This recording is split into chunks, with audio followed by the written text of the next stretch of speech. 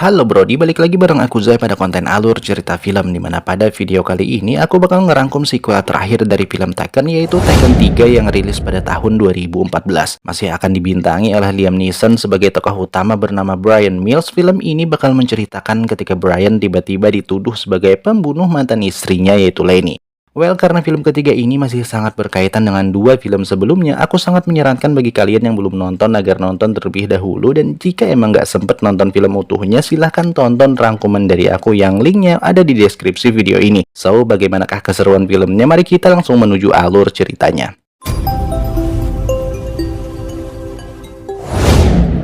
Cerita berawal ketika seorang pria yang berprofesi sebagai akuntan di sebuah perusahaan tiba-tiba diculik dan dibawa ke kantor tempat ia bekerja. Ia diculik oleh mafia Rusia bernama Oleg Malenkov yang bermaksud hendak membuka berangkas di kantor tersebut karena ingin menagih hutang secara paksa kepada bosnya yang nggak lain adalah Stuart, suami dari mantan istrinya Bryan, sang tokoh utama kita.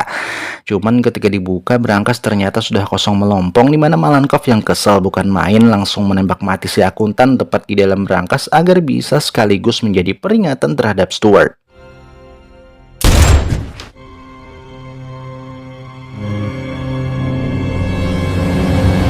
Cerita beralih kepada Bryan yang saat ini sedang membeli sebuah boneka panda raksasa sebagai hadiah ulang tahun Kim, putri tercintanya.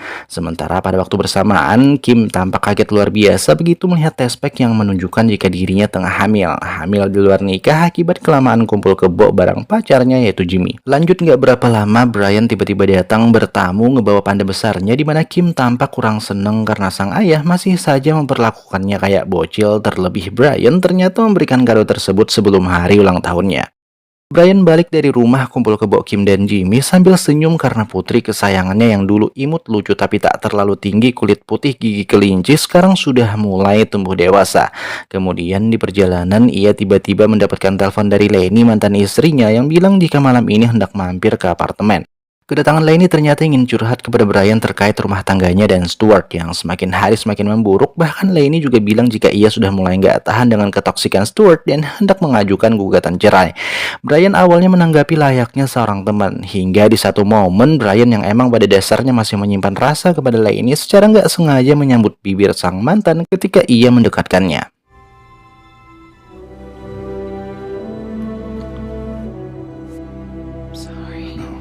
Lenny pamit setelah suasana tiba-tiba menjadi awkward, dan sebelum ia balik, Bryan memberikan kunci rumah cadangan kepada Lenny serta mempersilahkannya buat datang kapan aja, siapa tahu ingin menyendiri atau butuh teman curhat. Lanjut keesokan harinya, tepat ketika Bryan tengah main golf bareng tiga sahabat dekatnya yaitu Sam, Bernie, dan Casey, ia tiba-tiba mendapat telepon dari Kim yang ngajak lunch bareng. Kim bermaksud hendak ngasih tahu Bryan terkait kehamilannya, tetapi begitu melihat wajah sang ayah, ia memutuskan buat ngurungin niatan tersebut karena masih merasa belum siap. Malam harinya di apartemen, Bryan yang tengah menikmati kesendiriannya dikagetkan oleh kedatangan suami Lenny yaitu Stuart yang menyampaikan terkait ketidaksukaannya terhadap hubungan Bryan dan Lenny, di mana itu menurutnya sudah terlalu dekat. Hingga karena besok ia kebetulan hendak pergi ke Vegas urusan bisnis, Stuart dengan gentle meminta Bryan agar menjauh dari istrinya. Singkat cerita, esok paginya Bryan yang sebenarnya sudah mutusin buat ngejauh dari sang mantan tiba-tiba malah mendapatkan pesan darinya yang minta dibelikan roti karena ingin mampir bentar buat curhat masalah penting. Hingga Bryan pun terpaksa harus mengiyakannya lalu langsung menuju toko roti.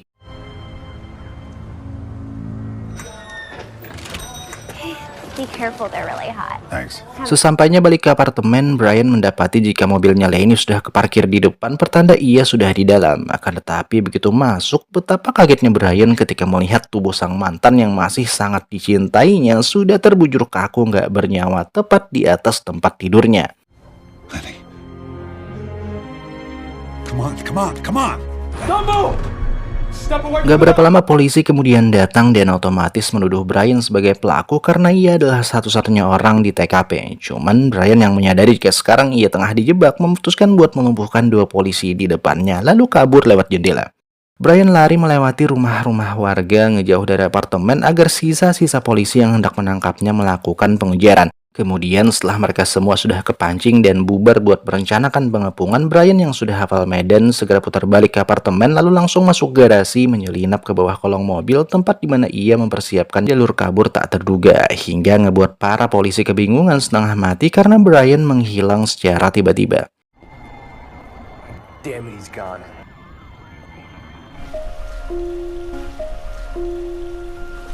Dengan nada sedih, Brian mengabarkan kepada Kim terkait kematian sang ibu lengkap dengan kronologi beserta dirinya yang dijebak sebagai pelaku pembunuhan. Brian meminta Kim agar tetap tenang dan jangan mempercayai siapapun dulu karena ia berjanji bakal menemukan pelaku sesungguhnya. Berpindah ke apartemen Brian yang tampak sudah dipenuhi oleh para penyidik dengan pimpinan mereka bernama Dosler. Ia memeriksa seluruh benda di TKP dengan sangat detail termasuk kunci cadangan rumah Brian yang berada di dalam tasnya Lenny. Semua bukti terlihat sangat memberatkan Brian kecuali ada satu yang membuat Dosler merasa janggal, yaitu ketika ia mencicipi roti pembelian Brian dan masih terasa hangat. Ia sadar jika itu belum terlalu lama datang dari toko dan orang gila mana yang baru datang beli roti langsung plak ngelakuin pembunuhan. Selanjutnya begitu dibawa ke tempat di mana Brian ngilang, ia juga dengan cukup mudah bisa menemukan lubang pembuangan yang tadi dijadikan Brian sebagai jalur melarikan diri.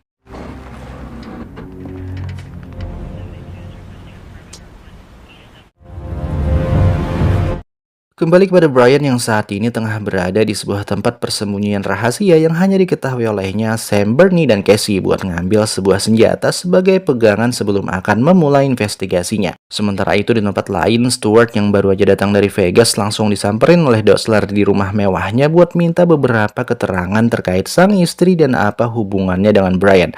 Stuart menceritakan jika hubungan antara Brian dan Lenny awalnya hanya tentang putri mereka, kan tetapi akhir-akhir ini menurut Stuart keduanya terlihat semakin dekat seolah ingin lebih dari teman.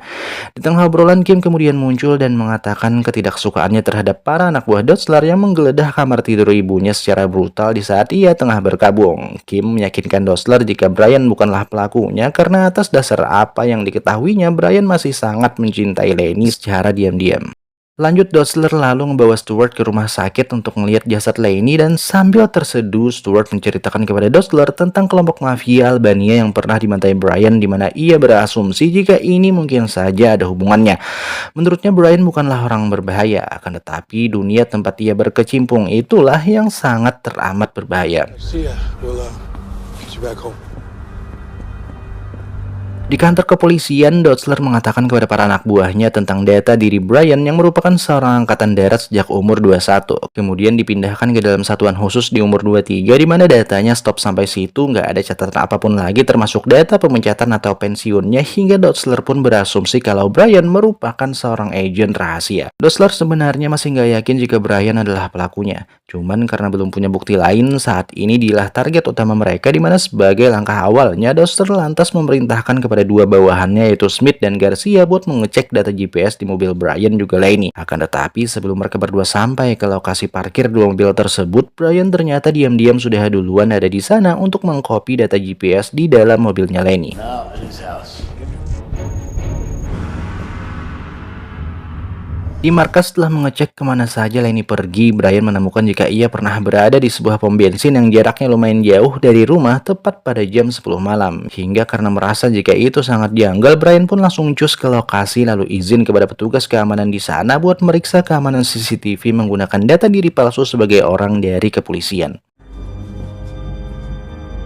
Dengan seksama Brian memeriksa rekaman CCTV tersebut pada hari ketika Lenny ada di sini sampai pada akhirnya menemukan jika sang mantan ternyata diculik oleh seseorang. Brian memperlambat rekaman tersebut berusaha mencari tahu sesuatu tentang si penculik, bahkan karena belum menemukan satupun petunjuk ia sampai nggak menghiraukan kedatangan Smith dan Garcia yang tiba-tiba melakukan penyergapan. Barulah setelah menemukan apa yang dicarinya yaitu tato di tangan salah seorang penculik, Brian akhirnya mengangkat tangan pertanda ia menyerahkan diri. Just keep your hands perfectly still. You know the drill. Anything? Kembali kepada Dosler tepat ketika ia mendapatkan kabar dari Garcia yang mengatakan jika mereka sudah berhasil menangkap Brian dengan cukup mudah, nggak sesulit apa yang dikatakannya. Mendengar itu, Dosler yang panik langsung menyuruh para bawahannya buat berhenti sekarang dan fokus menjaga Brian sembari nunggu kedatangannya karena takut jika saat ini Brian emang lagi mempermainkan mereka semua. Kan tetapi Phillips yang mendapat tugas ngebawa Brian di mobilnya malah meremehkan peringatan dari si bos, dimana nggak berapa lama setelah itu Brian akhirnya bisa ngebuka borgol di tangannya lalu dengan cukup cermat melemparkan satu polisi keluar mobil, kemudian menodongkan pistol ke kepala Phillips sembari menyuruhnya untuk tetap jalan menghindari kejaran dari yang lain.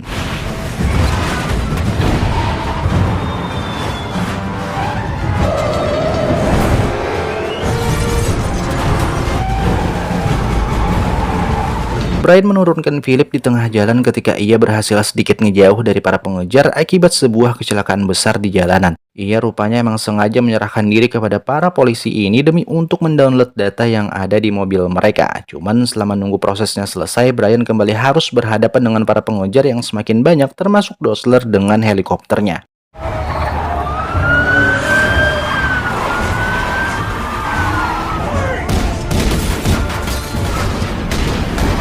Brian pada akhirnya berhasil dikepung setelah sebelumnya terpaksa harus naik ke atas gedung akibat dihadang oleh pasukan bersenjata.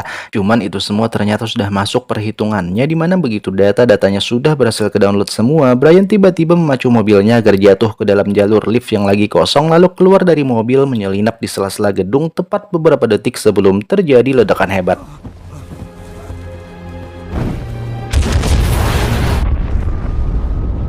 Usai selamat dari maut, Brian langsung menelpon Dosler buat ngasih tahu jika semua ini hanyalah sebagian kecil dari seluruh kemampuannya, atau dengan kata lain ia mengatakan kalau mereka belum selevel.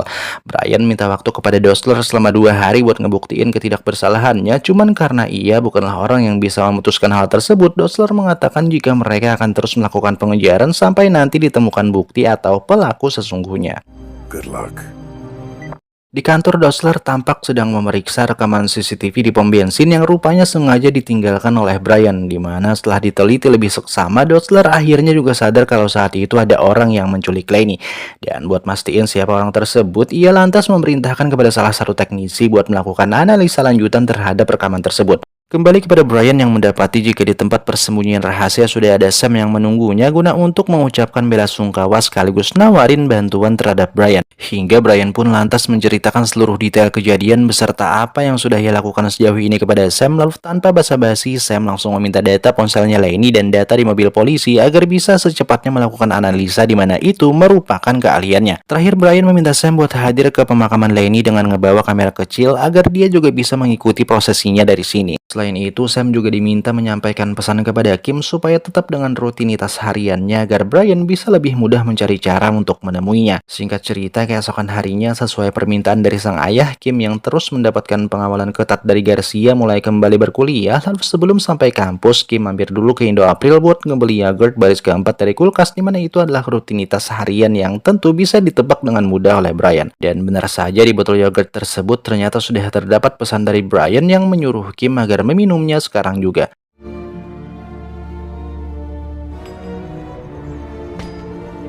Lanjut di tengah pelajaran, Kim tiba-tiba merasakan sakit perut hingga membuatnya otomatis minta izin buat pergi ke toilet, di mana Brian ternyata sudah menunggunya dari tadi karena Kim pasti bakal datang ke sini setelah meminum yogurt berisi obat sakit perut. Lalu setelah memberikan obat penawarnya dan melepas alat penyadap di baju Kim, barulah Brian akhirnya melepaskan rasa kangennya terhadap Kim.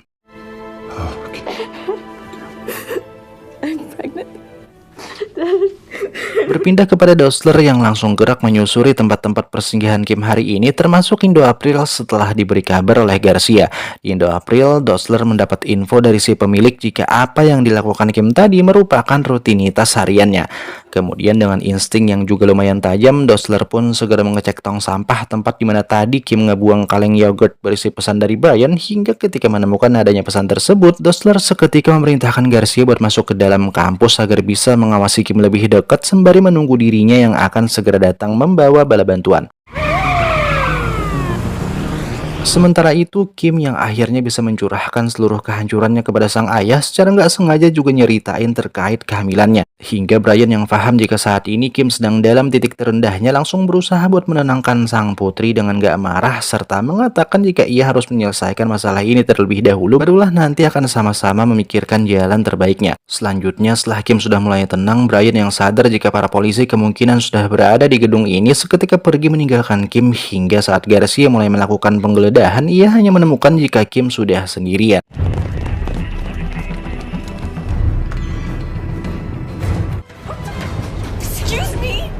Bergegas, Dosler memerintahkan kepada seluruh anak buahnya buat melakukan pencarian terhadap Brian. Cuman Brian yang bergerak dengan penuh perhitungan tanpa ragu meledakkan satu granat di ruang kosong, dimana itu otomatis menghidupkan alarm gedung, membuat keadaan jadi panik hingga ia akhirnya bisa keluar dengan mudah memanfaatkan kepanikan tersebut.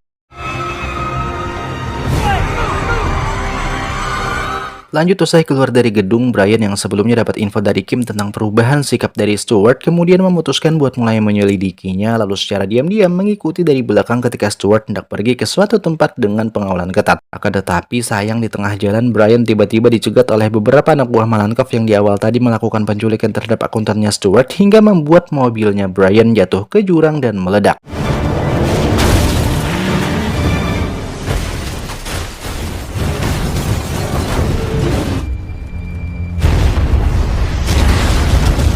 Brian ternyata sempat keluar dari mobil tepat sebelum terjadinya ledakan hebat. Ia kemudian segera mencegat pengendara lain buat numpang mengikuti orang-orang tadi hingga ketika mereka pada singgah beli rokok, Brian pun langsung menyusul masuk ke dalam melumpuhkan mereka semua seorang diri.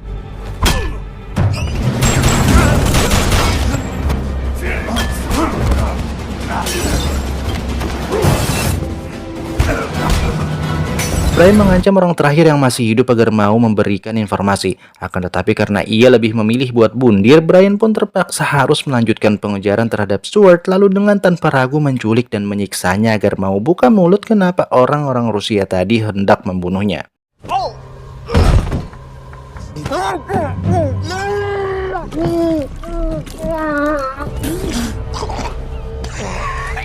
Oleg Malenkov. Who is Oleg Malenkov? Nggak tahan dengan siksaan-siksaan Brian, Stuart pun akhirnya bercerita jika ia sebenarnya punya hutang terhadap seorang mafia Rusia bernama Oleg Malenkov.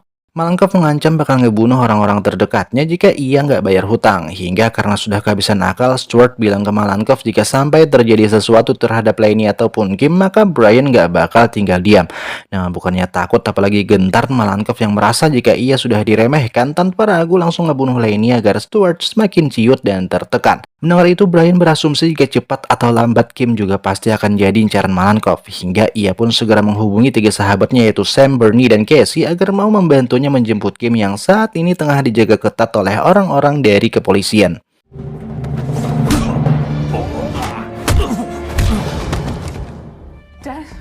Let's go, Kim. Di markas, Brian meminta Stuart agar menceritakan tentang apa dan siapa musuh mereka saat ini. Stuart bercerita jika Malenkov merupakan mantan tentara terbaik Rusia yang memutuskan banting setir ke dunia hitam sejak olengnya Uni Soviet. Ia mengenal Malenkov pertama kali lewat bisnis penjualan senjata ilegal. Sejak saat itu, mereka berdua terus bekerja sama untuk menghasilkan pundi-pundi uang hingga pada akhirnya ada satu bisnis yang gagal di mana itu menjadi penyebab awal dari rentetan masalah ini. Mendengar jika Stuart adalah penyebab meninggalnya sang ibu, emosi Kim ketika meledak dan hendak berusaha membunuhnya. Beruntung Brian berhasil menenangkan sang putri dengan mengatakan jika mereka masih butuh Stuart buat dijadikan umpan agar ia bisa masuk ke dalam sarang Malenkov dan membunuhnya. Singkat cerita, menggunakan Stuart yang seolah ingin membayarkan hutang-hutangnya, mereka semua berhasil mengelabui sistem keamanan tempat tinggal Malenkov seperti memalsukan rekaman CCTV hingga Brian akhirnya bisa masuk ke dalam lift pribadi milik Malenkov yang langsung menuju lantai apartemennya. Listen, John. Mr. Malenkov's expecting me. Unlock the elevator. Okay. Got him. Back to the truck.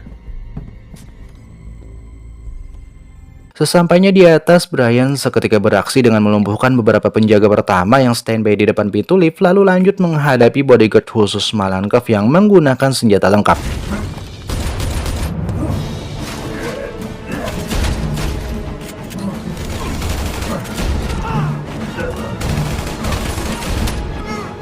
Kemudian usai berhasil melewati mereka semua dengan begitu mudah, Brian akhirnya dihadang langsung oleh Malenkov yang menyambut kedatangannya menggunakan kancut serta tretetan dari senapan serbu.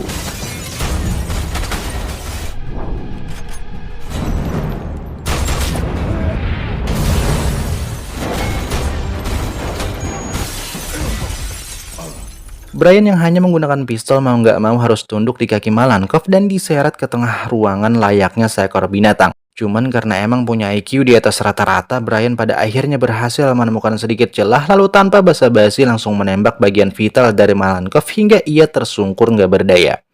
Brian mempertanyakan kenapa Lenny harus sampai dibunuh dan dalam sekaratnya Malenkov yang kebingungan mengatakan jika ia nggak pernah membunuh Lenny, dimana itu berarti Stuart lah yang merupakan pelaku sebenarnya karena tujuan dia menuduh Malenkov sudah pasti agar Brian melakukan balas dendam hingga hutangnya otomatis lenyap bersama kematian Malenkov. Sementara itu di dalam truk sambil nunggu Brian balik, Kim yang dari tadi terus memeriksa data-data di ponsel mendiang sang ibu menemukan sebuah SMS dari Brian yang mengajaknya untuk ketemuan di pom bensin. Pesan tersebut dikirim tepat ketika Stuart malam itu bertamu ke rumah Brian, hingga bisa dipastikan jika Stuart lah orang yang sudah membunuh Lenny sekaligus menjebak Brian. Akan tetapi sebelum Kim sempat mengabarkan hal itu kepada ayahnya, Stuart langsung beraksi dengan menembak lengannya Sam lalu ngebawa Kim sebagai sandera.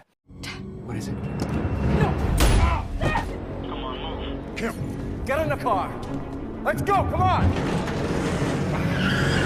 Brian keluar dari apartemen Malenkov tepat ketika Dosler bersama anak buahnya baru aja sampai ke sana, di mana mereka sekarang sudah tahu jika Brian bukanlah pelakunya. Cuman karena nggak mau menyerahkan keselamatan sang putri kepada para polisi ini, Brian memutuskan untuk melakukan pengejaran seorang diri mengikuti sinyal GPS di ponselnya Kim.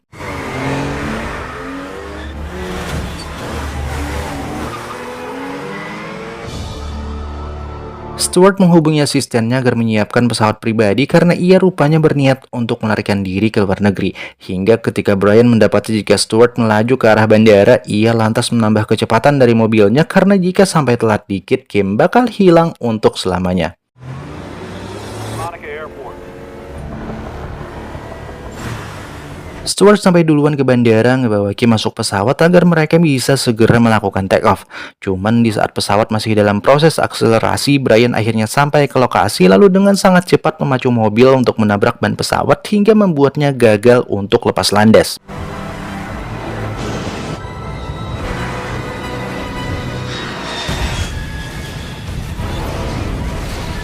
Stuart keluar dari pesawat sembari mendodongkan pistol ke kepala Kim.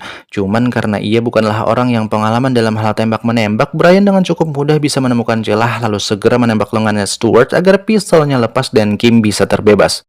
Kim mencegah Brian agar jangan ngebunuh Stuart dan menyerahkannya kepada pihak kepolisian karena ia nggak mau jika sang ayah harus berakhir di penjara sementara sekarang dirinya sudah nggak punya siapa-siapa. Dengan tertangkapnya Stuart dan terungkapnya fakta jika Brian nggak bersalah, Dosler memutuskan buat melepaskannya dari segala tuntutan meski sebenarnya Brian bisa aja kena tuduhan lain akibat aksi-aksi brutalnya ketika sedang melakukan penyelidikan seorang diri. Lalu film akhirnya ditutup ketika Kim dan Jimmy memutuskan buat mempertahankan anak mereka atas persetujuan Brian, di mana ketika bayi tersebut nanti lahir dan jenis kelaminnya adalah perempuan, mereka bertiga sepakat buat ngasih nama dia sebagai Lenny. The end. She'd like that very much, Kim. So Brody, itulah tadi akhir dari alur cerita film Taken 3 sekaligus menjadi penutup trilogi film Taken. Semoga kalian semua pada suka dengan rangkuman dari aku hingga tanpa ragu bakal menekan tombol like, comment, subscribe, dan tentunya ngebunyiin lonceng notifikasinya. Well, sampai jumpa pada film-film berikutnya. Aku Zai pamit. See you!